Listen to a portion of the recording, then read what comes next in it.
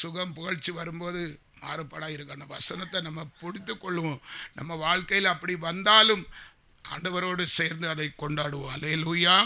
ஆகாய் தீர்க்கதரிசி புஸ்தகம் 1வது அதிகாரம் 5வது வசனம். இப்போதும் சேனைகளின் கர்த்தர் சொல்லுகிறார், உங்கள் வழிகளை சிந்தித்து பாருங்கள். சில பேர் நம்ம கஷ்டப்படுறோம், துன்பப்படுறோம் இல்லையா, என்னையும் சேர்த்து வச்சுக்கிடுவோம். சில நேரம் நேற்று தண்ணி நான் நினைக்கிறேன், இதை கூட நான் ஏன் தண்ணி குடிச்ச உடனே ஏன் அந்த தண்ணி நமக்கு ஏன் அது ஒத்து வரணும்.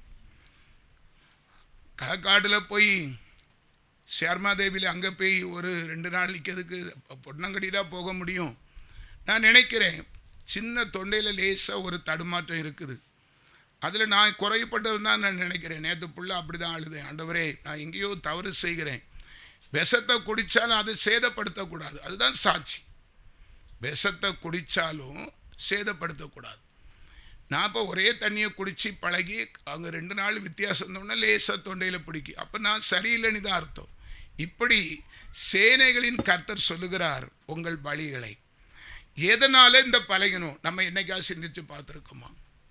நம்ம சரீரத்தில் பலகீனம் வருது, திடீர்னு சொல்லி ஒரு வீண் செலவு வருது, ஆஸ்பத்திரி செலவு வருது, ரூபா அப்படியே போகுது. ஆஸ்பத்திரி போனாலே குறைஞ்சது 500 ரூபா ஆகும். அதுக்கெல்லாம் நம்ம சிந்திக்கணும். அதுங்க ஆண்டவர் சொல்கிறார், உன் வழிகளை நன்றாக சிந்தித்து பார். 6வது வசனம்.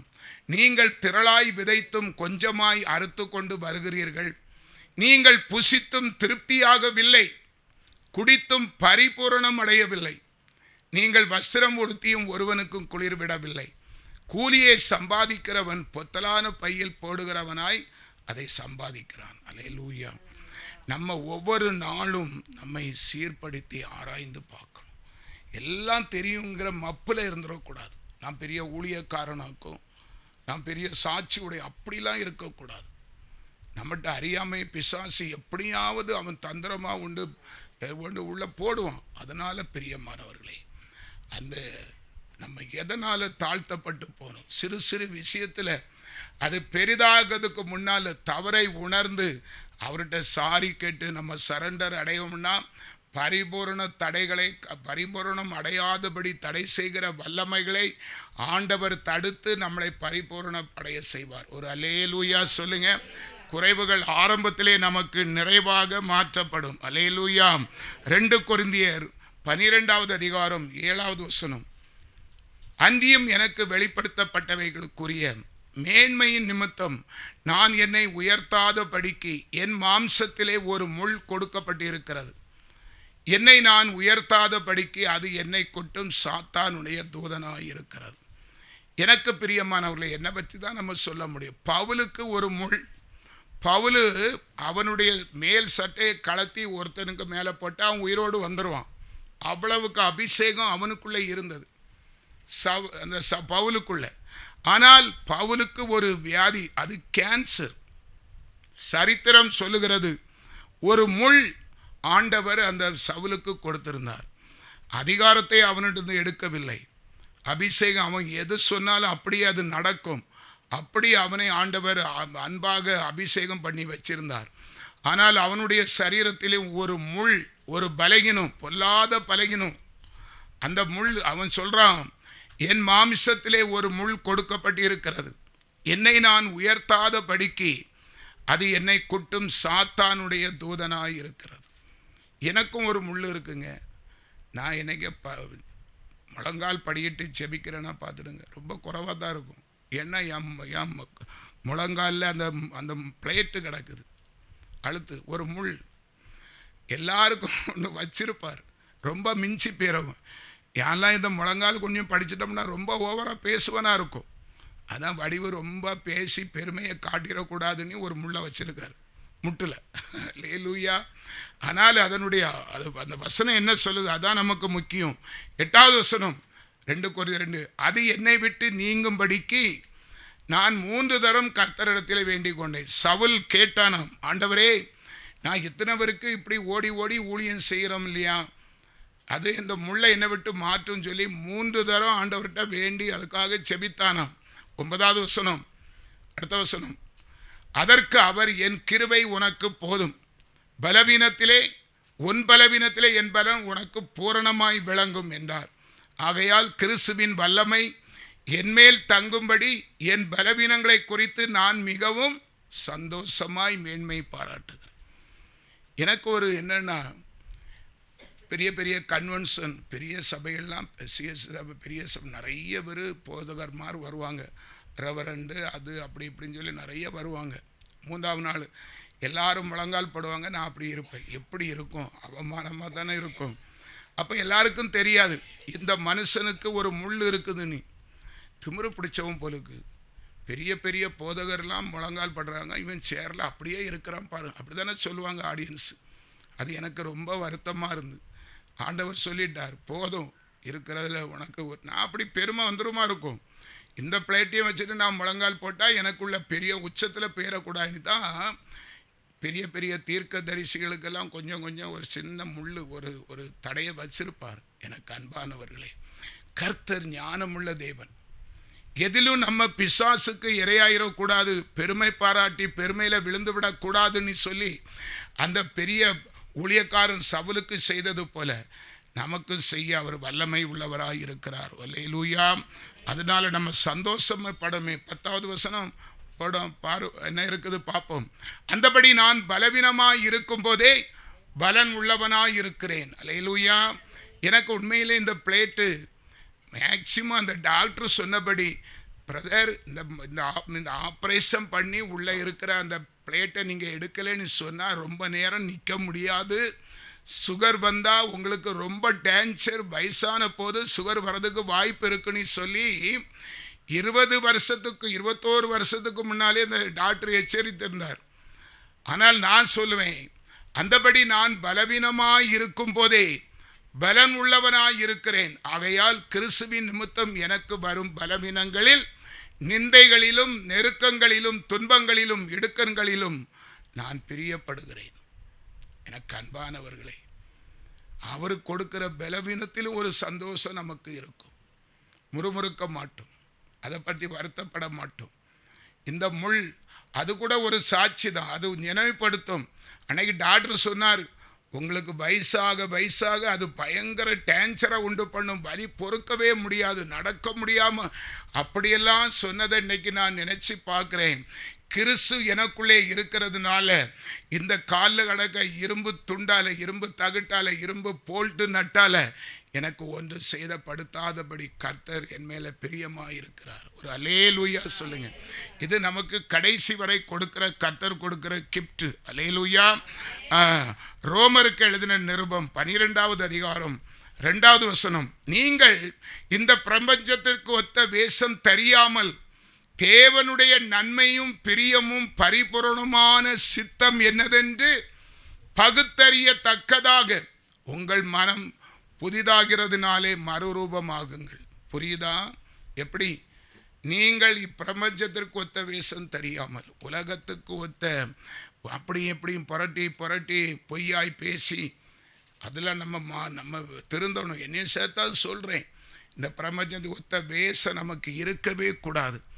உலகத்தில் இருந்தாலும் நம்ம வேறு பிரிக்கப்பட்டு இருக்கிறோம், நம்ம விசேஷித்தவர்கள். தயவு செய்து பிரியமானவர்களே, கடலில் மீன் இருக்குது, அந்த மீன் கடல் தண்ணி உப்பு தான், அந்த உப்பு தண்ணிக்குள்ளே அது வாழ்ந்தாலும் அந்த உப்பானது, அந்த விஷமான உப்பு அந்த உடலுக்குள்ளே போகாமல் இருக்கிறது போல பாவம் நிறைந்த உலகம்தான். எந்த மனுஷன்ட போனாலும் நம்மளும் பாவத்தில் சாய்வதற்கு வாய்ப்பு.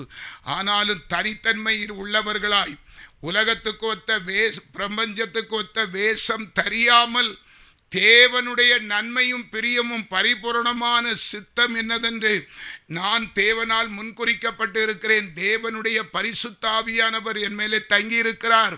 அவர் என்னை நினைத்திருக்கிறார், அவர் என்னை அழைத்திருக்கிறார், அவர் என்னை எதிர்பார்க்கிறார், நன்மைகளை எதிர்பார்க்கிறார். நான் இந்த உலக மனுஷரோடு ஐக்கியப்பட மாட்டேன் என்பதை பரிபூரணமான சித்தம் என்னதென்று பகுத்தறியத்தக்கதாக நம்முடைய மனம் புதிதாகிறதுனாலே நம்ம மறுரூபமாகும். இந்த நினைப்பிலே நம்ம இந்த உலகத்தில் வாழும்போது அப்படியே ஆண்டவர் நம்மளை டோட்டலா ஒரு நாள் பரிசுத்த ஆவியானவர் நம்மோடு பரிபூரணமாக இருக்கிறதை காண முடியும். நம்மளை குறித்து பிறரே சாட்சி. நீங்கள் யதார்த்தமாக ஒரு ஆளுக்கு மேலே கை வைப்பீங்க, அவனுக்கு சுகம் கிடச்சிரும். நல்ல வார்த்தை சொல்லுவீங்க. ஐயா உங்கள் வாயிலிருந்து அந்த வார்த்தை நான் நிறைய இந்த பஸ்ஸு ட்ராவலில் யதார்த்தமாக சொல்கிறது, நீங்கள் சொன்னது எப்படி அங்கே என்ன உங்களுக்கு தெரியவே தெரியாது அப்படி சொல்லுவாங்க. இந்த மாதிரி ஆண்டவர் நம்மளை மறுரூபமாக்கிடுவார். விசேஷத்த சந்தோஷம் இருக்கும். நம்மளால் நம்ம வாயினால் புறப்பட்ட ஒரு வார்த்தையினால், ஒரு ஜெபத்தினால் அந்த மனுஷனுக்கு, அந்த மனுஷிக்கு, அந்த மகளுக்கு, அந்த மகனுக்கு ஒரு நன்மை கிடைச்சின்னு சொன்னால் நமக்கு சந்தோஷம். அதில் நம்ம பரிபூரணம் மறுரூபமாக்கப்படுவோம். ஒரு அல்லேலூயா சொல்லுவோமா? அல்லேலூயா. ஏசாயா தீர்க்கதரிசி புஸ்தகம் 33வது அதிகாரம் 5வது வசனம். கர்த்தர் உயர்ந்தவர், அவர் உன்னதத்தில் வாசமாயிருக்கிறார், அவர் சீயோனை நியாயத்தினாலும் நீதினாலும் நிரப்புகிறார். அல்லேலூயா. நம்முடைய ஆண்டவர் உன்னதத்திலே இருக்கிறார். அவர் சீயோனை, அவருடைய பிள்ளைகளாகிய நம்மை நியாயத்தினாலும் நீதியினாலும் நிரப்ப ஆசைப்படுகிறார். நம்ம நீதி நிறைந்தவர்களாய், பரிசுத்த ஜனமாய், நம்மை குறித்து யாரும் ஒரு வார்த்தை சொல்லிடக்கூடாது என்பதில் மிகவும் அக்கறையாக இருக்கிறார். இப்போ நான் போகிறேன், என்னை குறித்து ஏதாவது ஒரு குறை சொன்னால் ஆண்டவர் அதை தாங்கிக்கிட மாட்டார். பாருங்க, கர்த்தர் உயர்ந்தவர், அவர் உன்னதத்தில் வாசமாய் இருக்கிறார், அவருடைய பிள்ளையாகிய பூலோகத்தில் வாழுகிற சீயோனை நியாயத்தினாலும் நீதினாலும் அவ்வளவுக்கு நம்மளை விட்டு கொடுக்காத ஒரு தேவன். அல்லேலூயா. ஒரு பாடலை கூட, இயேசு கிறிஸ்துவே மெய்யான தேவன், இயேசு கிறிஸ்துவே மெய்யான தேவன், இயேசுவின் திருநாமம் ஜெயமே, இயேசுவின் திருநாமம் ஜெயமே, ஏறெடுப்போம் துதி சோத்ரம், ஏறெடுப்போம் துதி சோத்ரம், நோய்களையும் சாவினையும் பேய்களையும் இயேசு வென்றவர், நோய்களையும் சாவினையும் பேய்களையும் இயேசு வென்றவர், இயேசுவின் நாமமே அன்றி இரட்சணிய நாமம் இல்லை பூவிலே, இயேசுவின் நாமமே அன்றி இரட்சணிய நாமம் இல்லை பூவிலே, இயேசு கிறிஸ்துவே மெய்யான தேவன், இயேசு கிறிஸ்துவே மெய்யான தேவன், இயேசுவின் திருநாமம் ஜெயமே, இயேசுவின் திருநாமம் ஜெயமே, ஏறெடுப்போம் துதி சோத்ரம், ஏறெடுப்போம் துதி சோத்ரம். அல்லேலூயா.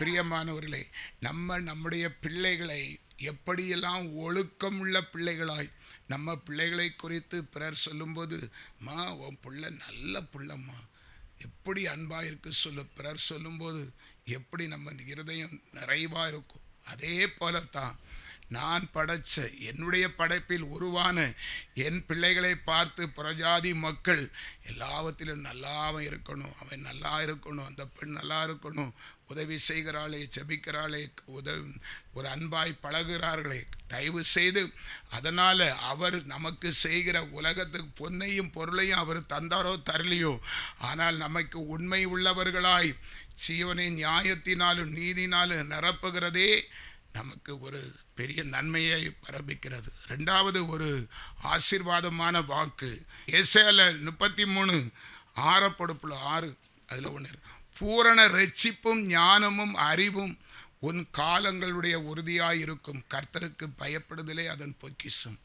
ஆண்டவர் சொல்லுகிறார், பூரண ரட்சிப்பு ஞானம். அல்லேலூயா. ரட்சிப்புங்கிறது பரிபூரணம். இப்போ எல்லாரும் சொல்லுவோம் இல்லையா, யார் நம்ம கேட்டால் என்ன சொல்லுவோம், நீங்கள் ரட்சிக்கப்பட்டு கேட்பாங்க, சில சபையில் கேட்டால் நீங்கள் ரட்சிக்கப்பட்டிருக்கீங்க, நமக்கு தெரியாமல் ஆமான்னு சொல்லுவோம். தெரியாது, நம்ம அப்போ தான் ஆண்டவருக்குள்ளே ஐக்கியமாக இருப்போம். ரட்சிப்பை பற்றி தெரியாது, ஞானஸ்தானத்தை பற்றி தெரியாது, அபிஷேகத்தை பற்றி தெரியாது, அவருடைய அன்பு நமக்குள்ளே பூரணமாக இருக்கிறது. நம்ம வெறுமையாக இருக்கிறோம், சில நேரங்களில் மாமிசத்தில் பேசுகிறோம், சில நேரத்தில் ஆண்டவருக்கு பிரியம் இல்லாமல் நடந்துடும். இதெல்லாம் நமக்கு சொல்ல தெரியாது. ஆனால் நம்ம நினைச்சு கூட நம்ம ரட்சிக்கப்பட்டாச்சு. ஆனால் வேதம் சொல்லுகிறது பூரண ரட்சிப்பும் ஞானமும் அறிவும். அல்லேலூயா. நீ ஆண்டவருக்கு அவர் சொன்ன காரியத்துக்கு மட்டும் கீழ்ப்படிந்து அதன்படி செய்ய மனதாய் இருந்தால் உனக்கு பூரண ரட்சிப்பு ஞானமும் அறிவும் உன்னுடைய காலங்களுடைய உறுதியாயிருக்கும். உன் ஜீவன் உனக்குள்ளே இருக்கிற வரைக்கும் உன்னை குறித்து யாரும் குறை சொல்லாதபடி ஒரு பரிபூரண மேன்மையை அவர் உனக்குள் வைத்து விடுவார். அது நீ காசு கொடுத்து வாங்க முடியாது, உன்னுடைய சொந்த அறிவினாலே சம்பாதிக்க முடியாது. அவர் கொடுக்கிற பூரண ரட்சிப்பு, அவர் கொடுக்கிற இலவசம், அவருடைய அன்பினாலே பிறக்கக்கூடியது. அன்பானவர்களே, அதை யாரும் என்ன செய்ய முடியாது. தன்னுடைய சுய முயற்சினால சாமர்த்தியத்தினால பெற முடியாத அன்பை அவர் உனக்கு தருவேன் என்று சொல்லுகிறார். அது எங்கிருந்து வருகிறது? கர்த்தருக்கு பயப்படுதலே அதனுடைய பொக்கிஷம். நீ ஆண்டவருக்கு மட்டும் பயந்து அந்த அவிவிசுவாசமான வார்த்தைகள் உனக்கு வந்து ஐயோ என்று மன்னிச்சிரும் ஆண்டவரே, நான் ஏன் இப்படி பயப்படுகிறேன், நான் ஏன் இப்படி யோசிக்கிறேன், நான் ஏன் இப்படி சந்தேகப்படுகிறேன், சின்ன சின்ன விஷயத்துக்கு கூட நான் தப்பு செய்துட்டேன் ஆண்டவரே, நீர் என் பட்சத்தில் இருக்கும்போது எனக்கு செய்வேனுங்கிற உறுதியாக இருக்கும்போது எனக்கு இப்படியாய்ப்பட்ட எண்ணங்கள் வருதே, இந்த எண்ணத்தை என்னை விட்டு மாற்றோன்னு நீ அழுது செபம் பண்ணுறதே கர்த்தருக்கு பயப்படுகிற பயம். அது பூரண ரட்சிப்பை கொண்டு வரும். அந்த அறிவு உன் காலங்கள் வரைக்கும் உன்னை விட்டு விலகாது. யாரும் உன்னை குறை சொல்ல முடியாது. இவனுக்கு இந்த அறிவு எப்படி வந்தது? நாராயண வடிவுன்னு சொல்கிறான். சபையில் சொல்கிறாங்க, சார் உங்கள் பேர் நாராயண வடிவுன்னு சொல்கிறீங்க. ஒரு ஆள் அந்த சபையை பொறுப்பாளர் சொல்லுகாரு, இப்படி பேசுகிறீங்க, எங்களுக்கெல்லாம் இப்படி பேச வரலையே. அதுக்கு தேவன் கொடுக்கிற அறிவும் ஞானமும் பரிபூரணத்தை நமக்கு கொடுத்திருக்கிறார். ஒரு அல்லேலூயா சொல்லுங்க. எபிரியர் 11வது அதிகாரம் 39வது வசனம். இவர்கள் எல்லாரும் விசுவாசத்தினாலே நற்சாட்சி பெற்றும் வாக்குத்தத்தம் பண்ணப்பட்டதை அடையாமல் போனார்கள். பழைய ஏற்பாட்டு காலத்தில் உள்ள பரிசுத்தவான்கள். எனக்கு அன்பானவர்களே, நம்ம புதிய ஏற்பாட்டு நாயகரின் பிள்ளைகள், நம்ம புதிய ஏற்பாட்டு வாசிகள், பழைய காலத்து தீர்க்க தரிசிகள் எல்லாம் கர்த்தருடைய சுதந்திரவாளிகள். நாம தேவனுடைய பிள்ளையாகிய இயேசுவாலே ஜெனிவிக்கப்பட்டவர்கள். இவர்கள் எல்லாரும் விசுவாசத்தினாலே நற்சாட்சி பெற்றும் வாக்குத்தத்தம் பண்ணப்பட்டதை அடையாமல் போனார்கள். நிறைய பேர் இன்னும் பரிபூரணம் அடையவில்லை. யாரு? மரித்து போன ஏசையா தீர்க்க தரிசிகள். 80 பரிபூரணம் அடைவார்கள். போடுங்க 40 பாருங்க. அவர்கள் நம்மை அல்லாமல் பூரணமாகாதபடிக்கு, கவனிங்க, விசேஷித்த நன்மையானதொன்றை தேவன் நமக்கென்று முன்னதாக நியமித்திருக்கிறார். ஒரு அல்லேலூயா சொல்லுங்க. நமக்கு முன்னாலே எழுதப்பட்ட தீர்க்க தரிசிகள் அனைவரும் பரிபூரணம் அடையவில்லை. இன்னும் அவர்கள் இந்த புதிய ஏற்பாட்டு காலத்தில் நாம கர்த்தருடைய பிள்ளையாய் அபிஷேகம் பண்ணப்பட்டு அவருடைய சத்தம் கேட்டு அவருடைய சித்தம் செய்கிறவர்களாய் நாம நிறைவேறி பரலோகத்தில் போனாதான் அவர்கள் பரிபூரணம் அடைய முடியும். நமக்காக ஒரு கூட்ட பரிசுத்தவான்கள் காத்திருக்கிறார்கள். அப்படி என்றால் நாம பெரிய விஐபி. அப்படித்தானே? ஒரு கூட்டம் நடக்குதும் பிரசங்கியார் முதே போக மாட்டார். ஏன்னா ஒரு பெரிய விஐபி. ஆராதனை பாடுறவங்க, துதிக்கிறவங்க மேடையில் பாடுவாங்க. அதுக்கு பிறகு அவர் போயிருப்பார். அதே போலத்தான் அந்த போதகர் வந்து பிரசங்கம் பண்ணினாதான் நற்செய்தி சுவிசேஷம் நிறைவை காண முடியும். அதே போல நாம் புதிய ஏற்பாட்டு பிள்ளைகளாக இருக்கிற நாம் பரிபூரணமாகி பரலோக ராஜ்யத்தில் போனாதான் அங்கே நமக்காக காத்திருக்கிறவர்கள் அவர்கள் நம்மை அல்லாமல் பூரணமாகாதபடிக்கு விசேஷித்த நன்மையானது ஒன்றை தேவன் நமக்கு முன்பாக நியமித்திருந்தார். அல்லேலூயா. அப்படி என்றால் நாம் எவ்வளவுக்கு மேன்மை உள்ளவர்கள். இயேசு கிறிஸ்துவின் நாட்களிலே அவரை சொந்த இரட்சகராக ஏற்றுக்கொண்டிருக்கிறோம். இவ்வளவு பெரிய மகத்துவம் நமக்கு காத்திருக்கிறது. ஆனால் நீ அதை மறந்து உனக்கு வரக்கூடிய கொஞ்சம் தாமதத்தை நினைச்சு அழுது புலம்பி சந்தேகப்பட்டு போணுமா போவாண்டாமா ஆலயத்துக்கு போய் என்னத்தை கண்டோன்னு அப்படி நினையாதபடி ஆண்டவர் என்னை நினைத்திருக்கிறார். நான் என்னை சோதித்து அறிந்த பிறகு பொன்னாக விளங்க செய்வார். அவர் அதுக்கு பலன் எனக்கு தருவார் என்று கஷ்டம் நஷ்டம் பாடுகள் வந்தாலும் எல்லாம் ஒதுக்கி வைத்துவிட்டு ஆராதனையில் இருந்தால் நம்ம சம்பூரணமான பூரணம் நமக்கு வந்த பிறகுதான். நமக்கு முன்னால மரித்து நன்மை செய்து தியாகமாய் மரித்தவர்கள் பரலோகத்தில் பரிபூரணம் அடைய முடியும்படி ஆண்டவர் செய்வேன் என்று சொல்லுகிறார். கடைசியாக எரேமியா தீர்க்கதரிசி புஸ்தகம் எரேமியா 33:6, இதோ நான் அவர்களுக்கு சௌக்கியமும் ஆரோக்கியமும் வரப்பண்ணி. கவனிங்க, இந்த முதல் சொன்ன காரியத்தில் நீங்கள் கவனமாக இருந்தால் அவர் என்ன செய்வார் தெரியுமா? நான் அவர்களுக்கு சௌக்கியமும் ஆரோக்கியமும் வரப்பண்ணி அவர்களை குணமாக்கி அவர்களுக்கு பரிபூரண சமாதானத்தையும் சத்தியத்தையும் வெளிப்படுத்துவேன். அல்லேலூயா.